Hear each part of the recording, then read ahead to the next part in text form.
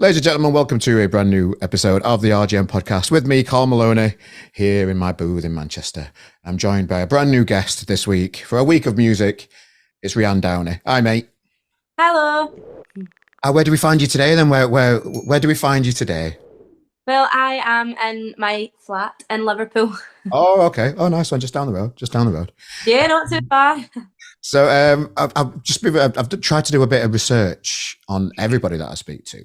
And when I was just looking online and that kind of thing, there's a lot of story about your story getting into music and that kind of stuff, but there's nothing like it doesn't tell us, there's not a lot online about you as a person and what you like and enjoy and that kind of stuff. Is that a deliberate thing? Or? I'm not really sure. I guess my focus has always been music. So yeah, I didn't think anybody would care to know about all the mundane, everyday things about my life.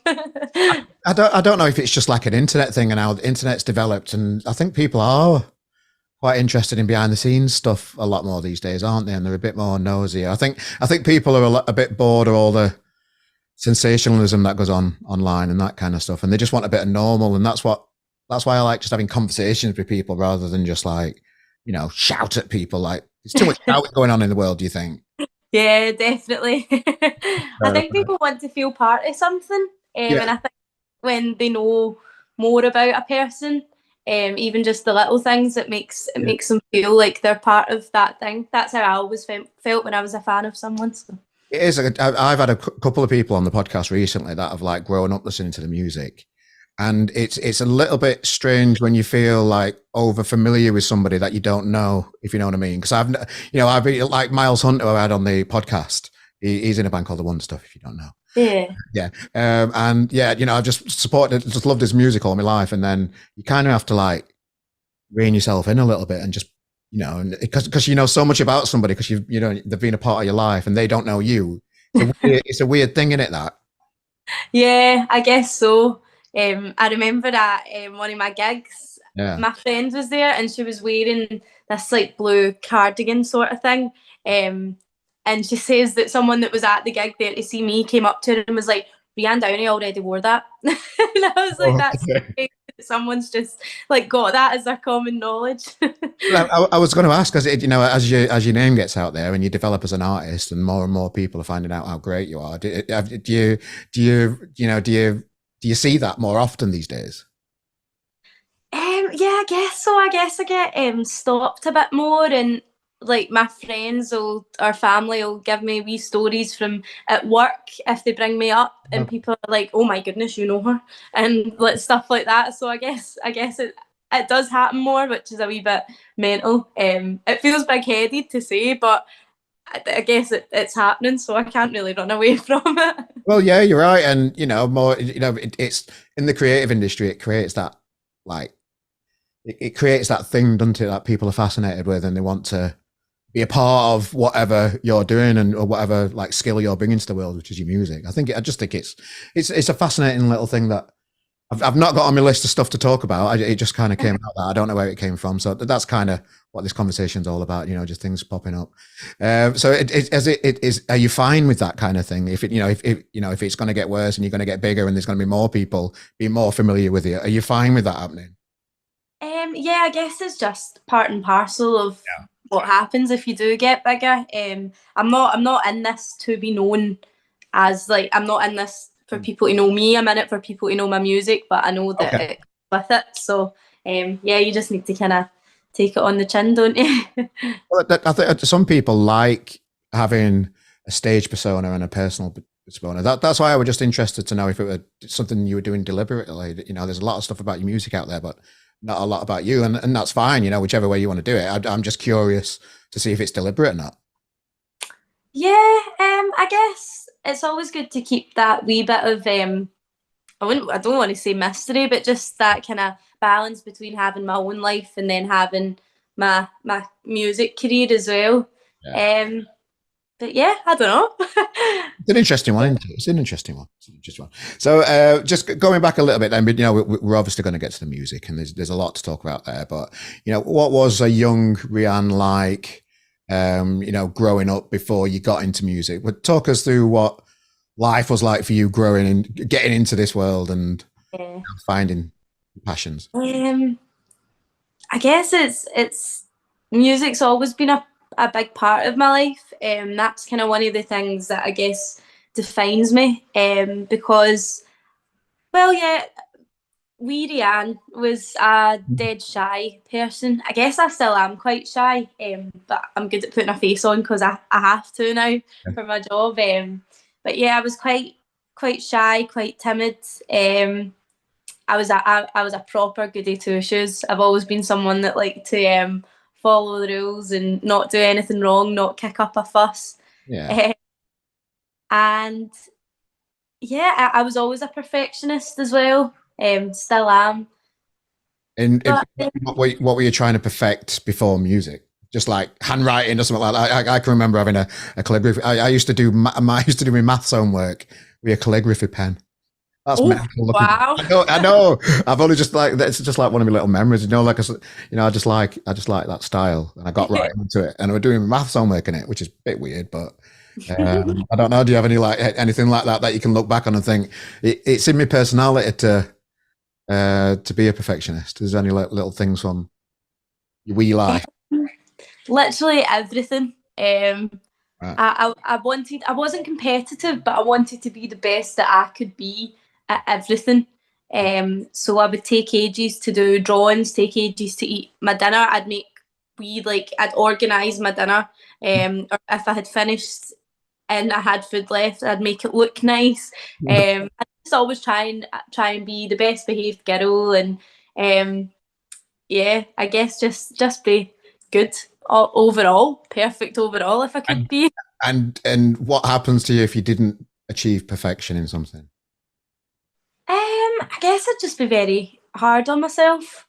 Yeah. Uh, yeah, I just kind of beat myself up in my mind and keep at it till um, I got it to I got it right, I guess.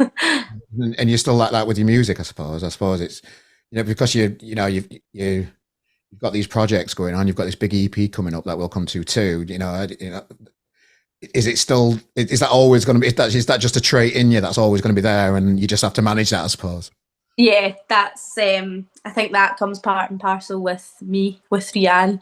But I guess as I'm getting older, I'm getting a bit better, and I know that things can't be perfect. But I think as long as I put my all into something, then and as long as I'm happy with it, not thinking about what other people would think. If other people would think it's perfect, if I think it's perfect, then that's all that really matters. You can drive yourself mad worrying what other people think, can't you, in this world? Yes, definitely. That's one thing that I would say about young Rianne and still Rianne now is I am a people pleaser, a Okay. total people pleaser. Is that like with the team around you now? Do you say yes too much still to things? Do you think? um, yeah, I guess so. I find it very hard to say no. I find it very hard to tell anyone if I'm unhappy with something. I find it very hard just to like.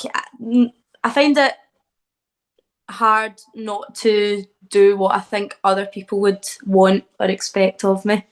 Yeah. No, I get that. It's just natural, isn't it? But you're making a career in the music industry with the hardest industry in the fucking world, if you excuse my French. Is that like a daunting task ahead of you? Yeah, Hmm. I guess so because my full career is basically based on getting validation from others. Yeah. Okay. And I know that obviously not everybody's going to like you. There's always going to be people that don't like you or don't like your music. So I guess that's where it gets hard. But at the same time, it's helping me heal as well because I have no other choice but to accept that I can't be perfect all the time. I can't be liked by everyone. My work can't be liked by everyone as well. Well, when I say we, I mean RGM reviewed your newest single, Home. You shared it. Thanks for that. So, Oh, thank you for writing. it's all part of the ecosystem of RGM just to spread what we enjoy. And the name of the single is interesting because when I was doing a bit of research for you, I watched that video of you walking around Glasgow, Mhm. going to where you started busking and that kind of stuff, and just talking about that on the streets. That must have been fun, knowing where you are now compared to what you wanted back as a busker, and you were working so hard for, and you're there, kind of thing. Yeah, it's crazy that I've achieved things that I used to dream about or things that I used to pray to the universe to happen. So yeah, it was amazing being able to kind of look back from where I used to be to where I was then, and it's slowly but surely getting to the kind of the peak of my dreams, which is mad. So We always love the journey of a artist or band on our gym, and we document many people that we just and like Andrew Cushing's another one over in Newcastle that we're just loving his journey. We're gonna be loving your journey as well, of course, and we like finding new people to tag along with, I suppose, for want of a better phrase. But just watching that video of you like walking past, the way that you described it, there was a big hustle for one particular spot in Glasgow to get this place. I presume it was the best place for tips and that kind of stuff. Is that why it was so popular, or was there another reason for that? I'm just guessing a bit. yeah, that was the best place for tips and the best place to get a crowd. Yeah. And you do get a crowd, usually people would come up to you at the end and talk to you. So you were always hoping you'd gain a couple of like fans or fans for life from it, which is which is always good if you got that spot. So, like, 'cause I've never been to Glasgow, and it's one of I know. Tell me about it. I've got family up in Leven in Fife. Oh, They're always in Glasgow going down. So I just need to sort it. I just need to get round to getting it booked. yeah, so you need to go. Yeah, I know. So what is it about Glasgow? Look, keeping the theme of home, the new single, the name of your new single, and in the video, which is a great video by the way as well. You're outside Barrowlands and that kind of stuff, I've seen pictures and videos from that venue, that famous venue in King Tut's and those type of iconic music places in Glasgow that I just want to visit and just be a tourist and just have a nosy about. What is it about Glasgow that makes you so proud to call it home? I think Glasgow, as well as just being a beautiful city, the atmosphere there is there's not many places like it in the world. There really is a big community. I think in Scotland, especially in Glasgow, we totally back our own, which is a lovely thing. Um, and I think as well, it's one of the places where every time you go, you're like, it's a small world. You never feel too far from home or too far from someone you know. And I think everybody's just very friendly, quite upfront, which I guess is a good thing. There's not really any space for. I'm trying to think of the word without swearing, but bull. I'll say.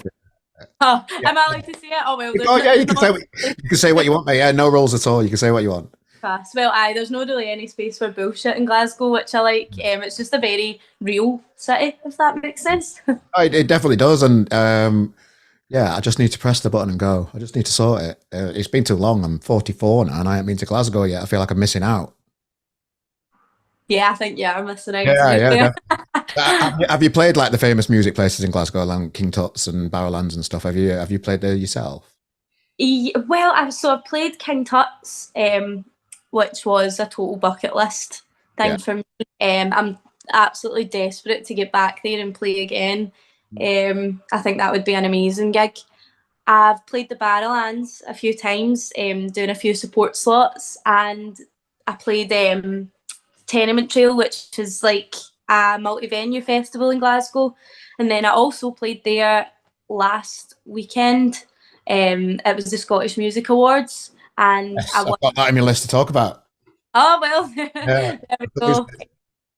So yeah, I won an award, so I got to go up, accept my award, and then play the Barras again, which was amazing. So, as an award-winning artist now, um, what do you think makes you stand out from the crowd? How many people do you know from the busking days that haven't made it? What do you think made you stand out and somebody take notice of you to to help you move forward?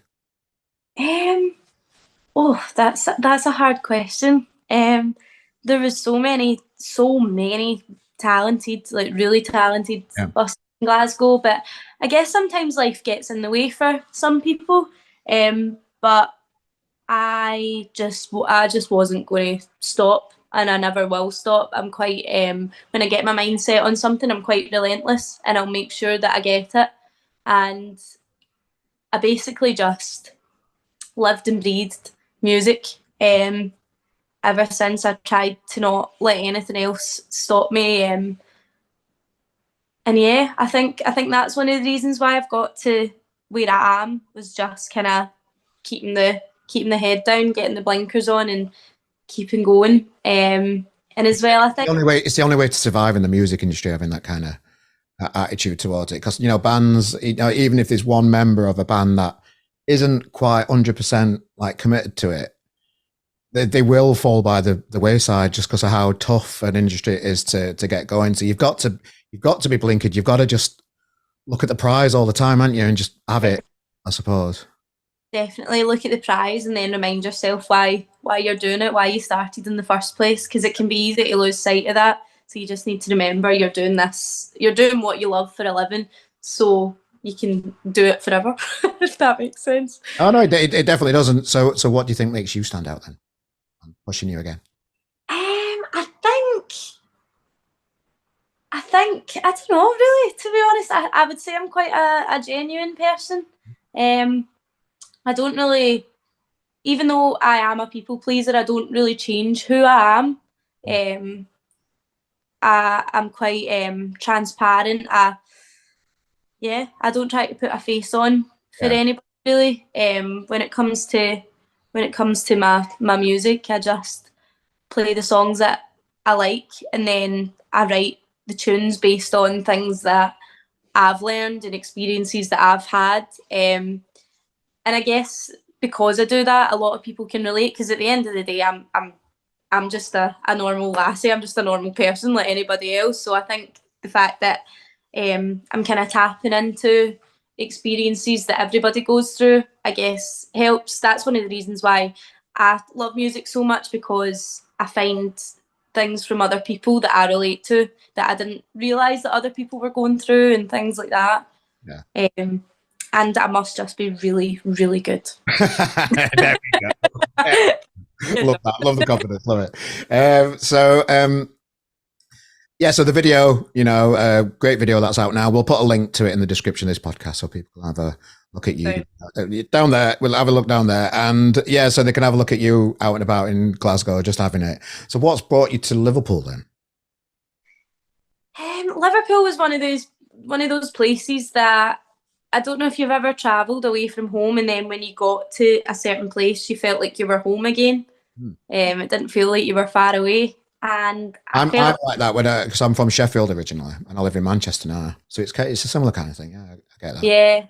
yeah. Manchester's a great city as well. I do feel a bit of that there as well. But yeah, I ended up spending a lot of time in Liverpool. My band is here. I record here. And I've always wanted to get out of Scotland. That's kind of what home's about. I love where I come from, but I want to see beyond the horizon. And yeah, I was spending so much time in Liverpool, and it just felt like home. And that's when I thought, you know what, this is the time to take the leap. I've got nothing else to lose at this point. So it's a funny one, isn't it? Because I've got a lot of friends in Sheffield that will probably live in Sheffield all their life, and they're kind of like a bit snotty about me moving away from Sheffield. And I just think what I love about going back to Sheffield now is like I appreciate that place more because I'm not always in it. Does that?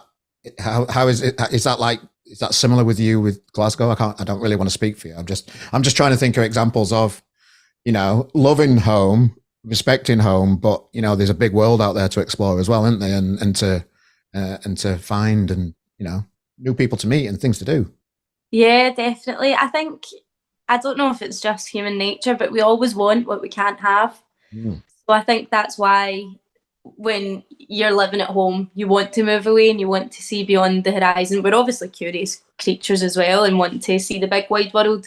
But I think once you're away, that's why you appreciate home so much, because you do always want what's not there. You're always longing for something that's not right in front of you. So when you do go home, it's like, oh wow, this is this amazing place. I have so many amazing memories here, and I guess that's your kind of comfort zone because you know it so well as well. Yeah. Would it have been more difficult for you to progress as an artist staying in Scotland, do you think? Um, I think in terms like logistically, like things like paying money for hotels, traveling up and down a lot to rehearse with the band or record or just different things. I think that would have made it more difficult. I love the music scene here in Liverpool as well. It just has totally inspired me more. But I do think if I stayed in Scotland, I would have still made it happen some way. Yeah. It might have taken a bit longer, but I do think Liverpool has helped in a sense, definitely. So how did you embrace Liverpool then?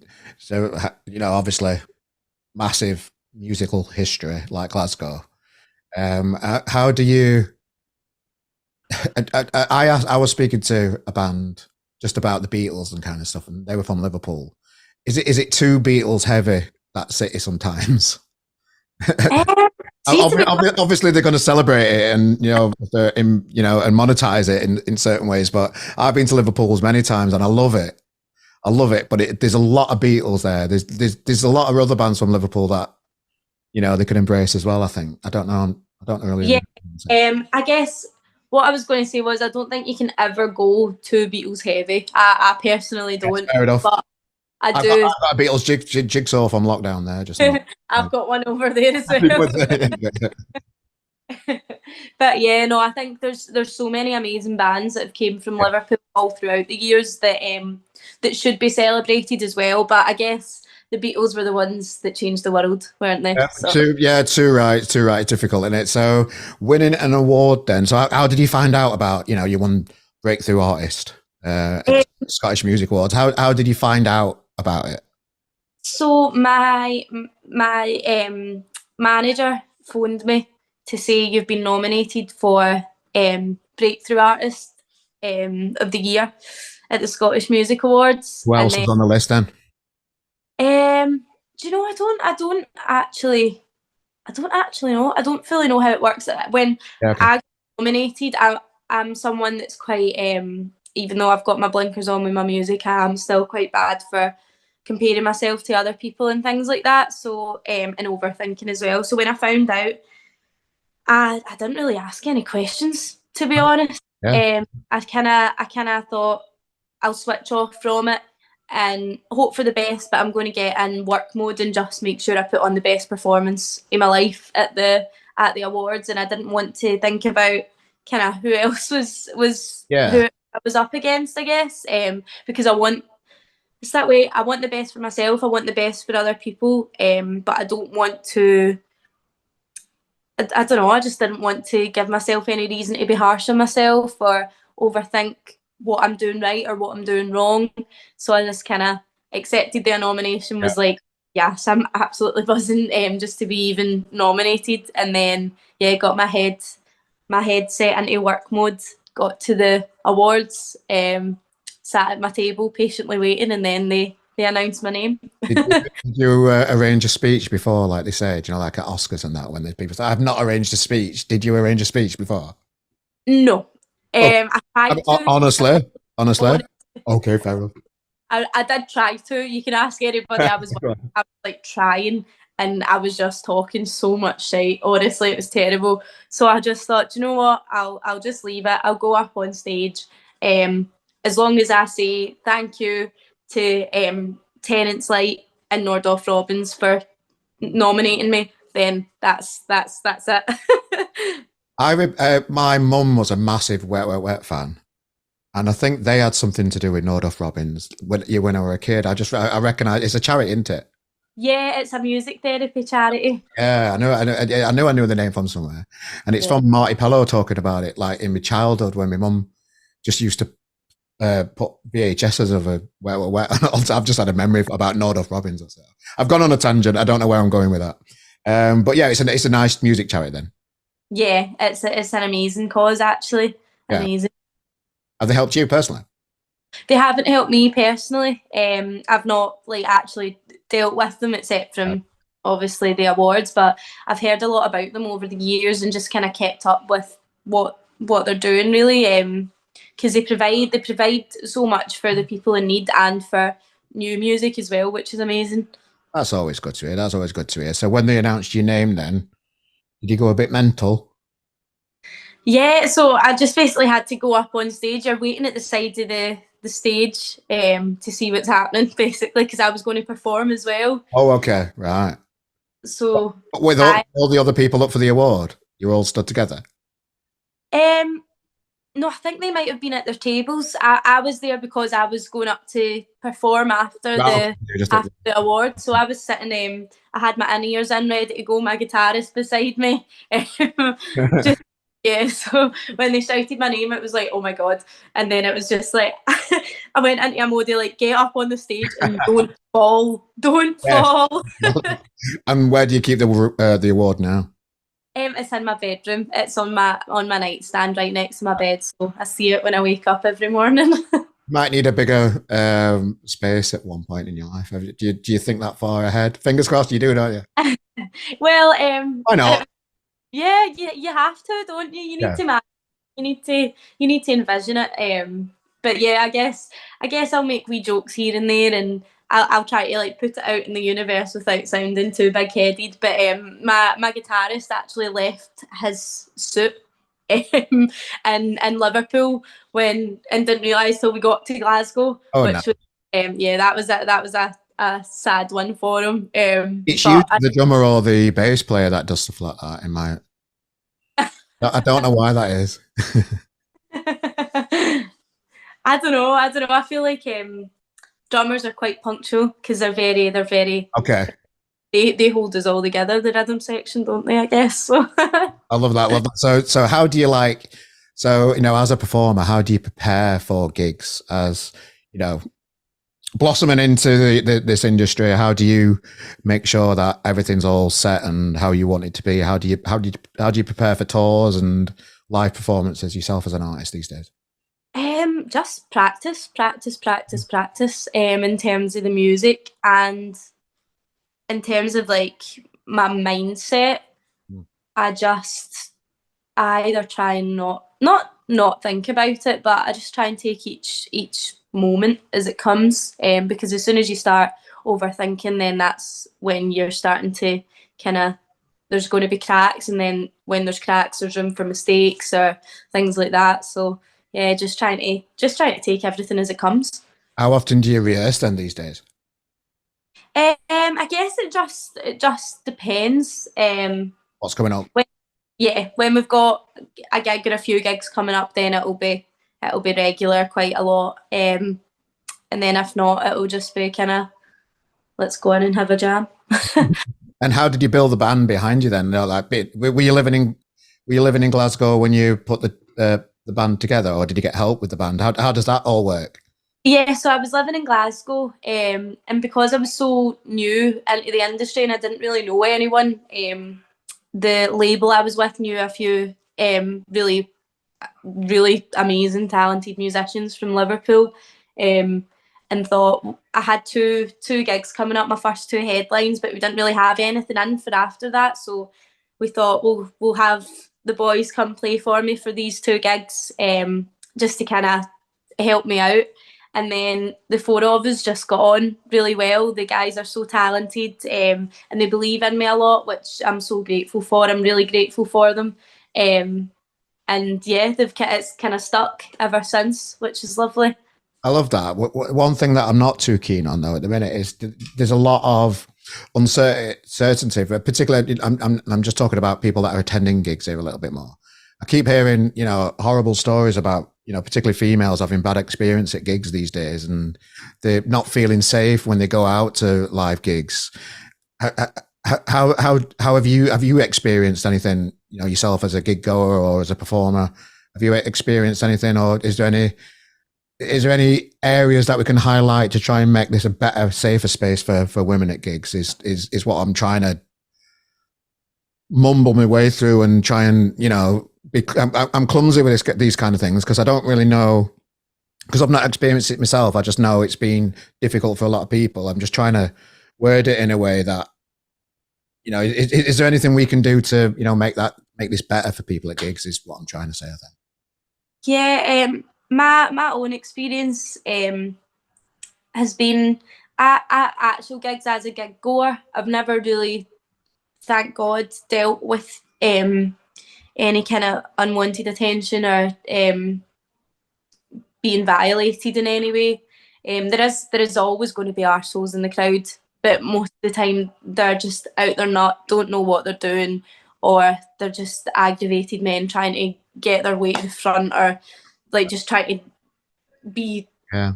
in some way. But I personally just leave them to it. But I've never actually been personally attacked or violated at a gig. Except once, some unwanted advances, but yeah, it's shit. It is shit. It is shit, and because I put gigs on in Manchester myself, and I've started. I've had when I put my set times and stuff for a band when I'm managing it and letting people know what to be. I've put in big red writing. If anybody feels uncomfortable, point out what's happened to me. So and then tell me straight away, and then I can liaise with security to try and stamp it out. That's all I can think of trying to help with this thing. But it's a difficult one, isn't it? Because it's people do get hammered when they're out at gigs, and if they're rushing past somebody, I don't know, and something goes wrong. I don't know how to fix that. I think it's just down to, first of all, it's down to the people that are going out and actually harming people or assaulting people. It's down to them to stop. It's down to them to get a grip of themselves and just not do it in the first place. Have a really hard look at themselves and take a step back. And if you can't go out without trying to verbally or physically assault someone, then don't leave the house. That's the first thing I want to put out there. Well said, mate. Well said. I was just trying to skirt past it. I should have. You nailed it there, mate. Well done.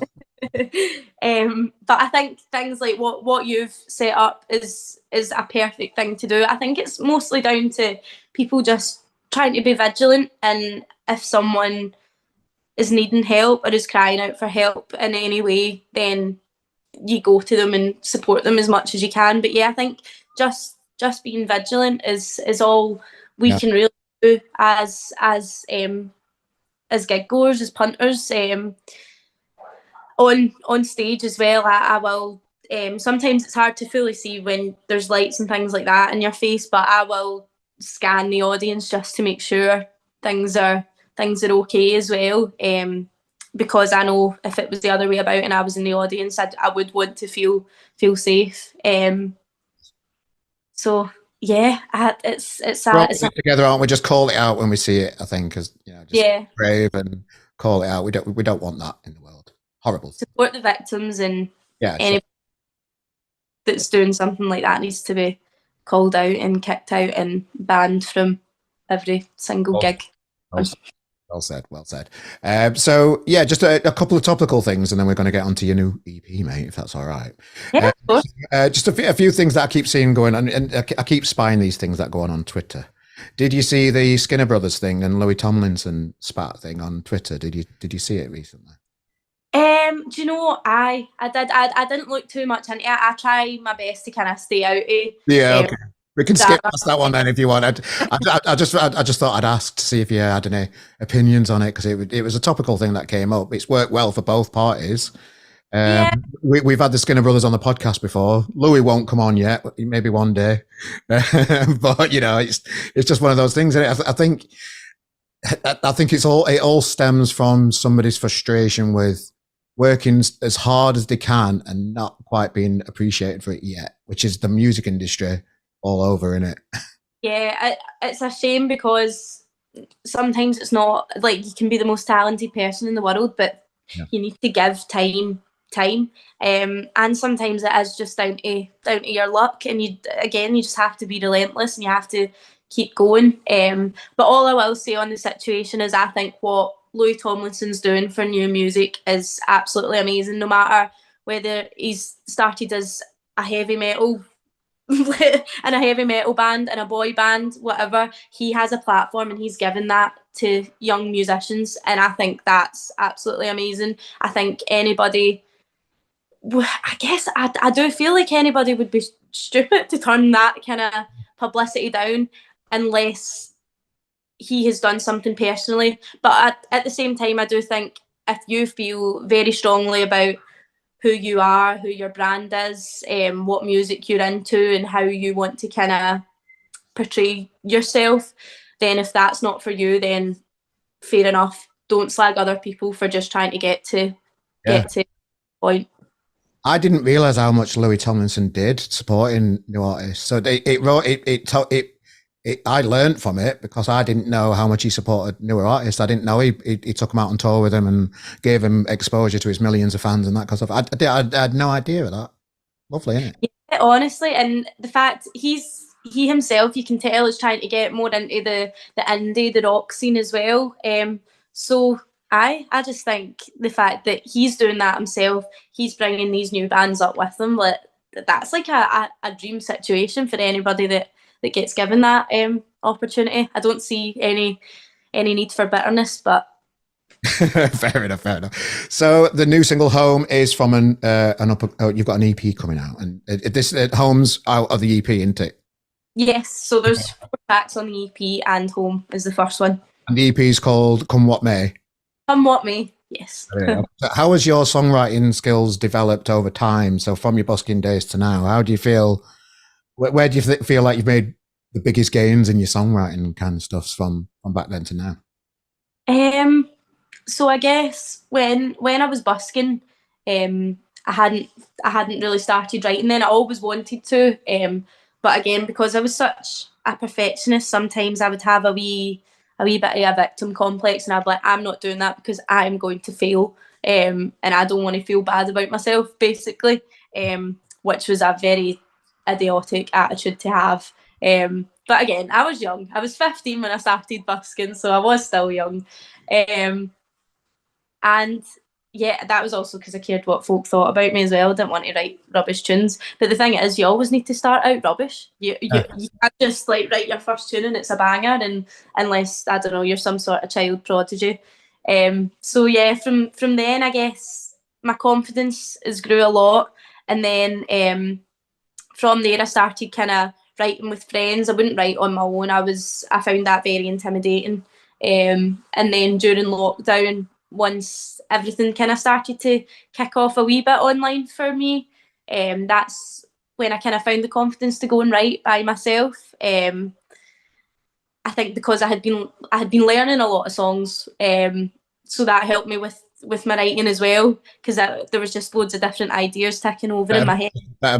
Stronger musicianship as well, I suppose. You know, just yeah, definitely. I think that's one thing you need to do if you want to improve. You just have to be constantly listening and learning new songs and from new musicians and things like that. How do you physically write? What's that look like? Do you? Because I know a lot of writers, and a lot of them hate the thought of sitting down at a desk and with a piece of paper in front of them and forcing themselves to write. A lot of people that I know, they'll just have an idea and they'll jot that idea down and they'll pad it out later on. There's loads of different ways of doing it. How do you do it? Yeah, I guess I don't really have a set way. Sometimes I will just sit down with my guitar and strum and see what comes out. But I'm always my mind's always kind of ticking over, so I'm always listening and looking for lyrics, and like listening to conversations, watching the telly. I always have the subtitles on just in case I see a word or a phrase that I like, so I can write it down. And then I guess like when I'm walking about the house, obviously you'll be singing normal tunes to yourself as well, but sometimes I'll try and phase off from the song that I'm singing in my head and see if I can kind of come up with a melody and things like that. I'm just always kind of trying to experiment or create something in some way. So nothing's ever really linear for me. There's not like let's do this, then do this, then do this. But then sometimes there has, like with Home, I was very stuck. And so I thought, right, I'll sit down and I'll try and write about how I feel, the frustration of it all. because I actually wanted to write a song about how much I loved Scotland and how much I loved my city, and a big kind of ode to that. And then that kind of fell out of me. So yeah. Do they like? Because I know some songwriters, they just sit and noodle with a guitar, and then a song can just fall out of the sky as well. That must be a nice feeling. Aye, it is. It's like you you go into a wee bit of a frenzy, and a tune comes, and then you're like, right, I'll get the guitar and blah blah blah, and then Somebody else written that. Is that mine? yeah, Has somebody else written that? you sit back and you've done your voice recording or whatever, and then you're like, how much time's passed? And you're like, 20 minutes, and then you're like, was empty here? Did empty notice that? Was that me? Have I done this? And it's just a bit mad. So, what do you just like make a voice note of it then and come back to it later on? Because when I used to stand up for a little bit and used to think of things that were amusing, or even like questions to ask people on the podcast these days, or just you're always trying to think of new ways of doing it and listen to, particularly for me, interviewers and their styles, and try and develop my own and get better at it. I forgot the question. What were it about? Oh yeah, when things fall out of the sky, I always think to myself, I'll remember that in the morning, and you never do you? No. I'm sideways. Oh, sorry. All right. Technical difficulties. We'll get rid of all this. Yeah, hold on. There we go. There we go. That'll do. Sorry about that. Is that That's perfect. Yeah. Oh. So when the idea falls out of the sky, then how do you make sure you don't lose that energy and that thing? Voice notes. Honestly, voice notes are a godsend. Oh, I can imagine. Yeah. Voice notes. Easy, yeah. Do they come to you like at middle at night sometimes? Are you annoying to be around? Do you know what? I've heard of that happening to a lot of people. Yeah. Like with McCartney, Let It Be, Yeah. that was mum coming to him in a dream. But I've never really had anything like that. I've had one idea, and then I recorded it in the middle of the night, listened to it the next day, and it just sounded like a frog. It was just like, so I was like, well, this is the noise. But sometimes I remember one of the songs that'll be coming out eventually. I was getting ready for one of my gigs. I had like 15 minutes to get ready. I was running really late. I didn't have an outfit. I was living out a suitcase, so I was standing in the suitcase, like rummaging through, and then I started. It just came into my head, and I went na na na na na na na, and then I was like, oh, there's a song in that, and then ran and picked up my guitar and wrote the song, and was finished by the time the van was there to pick me up. So I had to do my makeup and everything else in the van, but at least I got a song out of it. I love just how things like that can just fall from the sky and you can make a living from it. It's madness, isn't it? Yeah, it is madness. Hopefully one day I'll make a living. Not quite there. Okay, fair enough. So the EP then. So what inspired the EP? Just talk us through the other songs on the EP that you've got coming up to. So I've got Home, which is obviously that's the kind of I guess the EP is kind of about me finding my way through life. I guess that's what the first EP was about as well. I guess I'm kind of taking everybody on this journey of me like becoming like a woman, I guess, and experiencing different things. So yeah, home came from the frustration of should I stay or should I go, and yeah, not just trying to find my physical home, but trying to find my place in this world.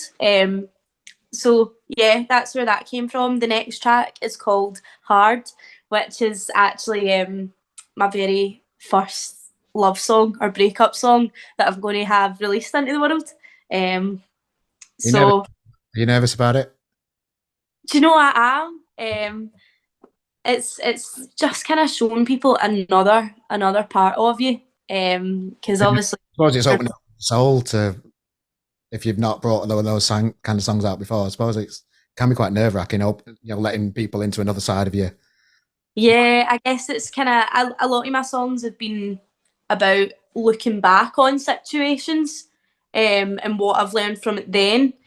So like me being a wee bit wise, whereas this is like me right in the moment, kind of at rock bottom, which it is daunting to let people hear that part of me, but I think it will be really special that people will be able to kind of, I'm letting people into that side of me as well, because I know when I was going through it when I wrote it, all I wanted was someone there. So, and I listened to so many breakup tunes as well. So the fact that I can kind of give that to other people is quite special, I think. And the other two songs on that? Yeah. So the other two songs, one's called All Right. So I've played that a lot live. I think a lot of people will be kind of familiar with it, but that's I think that might be my favourite song in the EP. But it's basically about again hitting your rock bottom and kind of realising, well, it's going to be all right. It has to be. There's no other way about it. Things are going to level themselves out, and you're going to survive, and that's that's kind of it. So it's I guess if it wasn't called All Right, it would be called like Fuck It. It'll be sound or something like that. So yeah, I love that one, and that's the sound of that is kind of moving into a total new thing for me, which is something that I've always wanted to tap into. It's the kind of indie pop world, which I've not really ventured into before, which I have always wanted to. So I'm really excited for people to kind of hear that side of me as well. And the last track is called Come What Me, which is where obviously the name came from. And that track is that again is this kind of indie pop sort of sound, still with my kind of stamp on it. But yeah, Come What Me basically speaks for itself. It's all about come what may, like just whatever's going to happen is going to happen. And if things are meant to be, then they will. Like I just love the themes through your songs. It's real, in it. You know, I'm buying into it just hearing you talking about it. I love this question, and I'll let you get on with your day after this question. I really appreciate your time. Would you change anything now it's finished the recording? I wouldn't change a thing. I've As a started. perfectionist that you've told us about earlier, do you listen back to it and think, oh, I could have played a little bit better there, or something could have been a little bit different there? I definitely have had those thoughts, but I always Yeah. think that we got to this end point, this finished product for a reason. And I worked with an absolutely amazing producer, Rich Turvey. He's worked with the Blossoms and Cortinas as well, Spectre. And he was a bucket list producer, or just any like a person in the industry. For me, I've always wanted to work with him as soon as I found out about him. And his approach to writing and recording is just so fresh and so raw, and he has allowed me to kind of embrace the imperfections and not see them as imperfections, see them as me. It's part of the track, it's part of the story, and it has really helped me change my perspective. I guess it started off on the music, on the actual production of the track, but it's helped me in a lot of ways. He's an absolute he's top drawer, so he is. Okay, well, I'm really looking forward to hearing it. We're obviously going to cover it on RGM and share it with our little So much. gang of people that follow what we do. Is there anything that you'd like to say to the fans of your music? Is there a special message that you'd like to leave for them, just to leave on a high today, and then I'll let you get on with your day? Oh, I guess I can't say thank you enough. I literally can't say it enough. The fact that people have stuck by me, from me sitting in my bedroom putting up covers to then putting out my own music. The fact that you've stuck with me through that, it means so much to me. Stuck with me through the quiet times, the hard times. Yeah, it means the world. I'm changing a lot as a person and as an artist. I'm not the wee girl that started on Twitter in 2020. I'm kind of coming into my own now, finding my own sound. I'm not as much of a people pleaser. I'm ready to kick some doors down. So the fact that you're supporting me through that growth means the world, and I hope we can all grow together. Oh, nice one. Well, Rianne, I've really enjoyed getting to know you a bit today, and I know the people that listen to our podcast will embrace you as well. So we'll put links to all your music within the description of this podcast. Obviously, we'll wish you all the best for the nice day, and really appreciate your time, mate. Thanks for joining us today. Thanks for having me.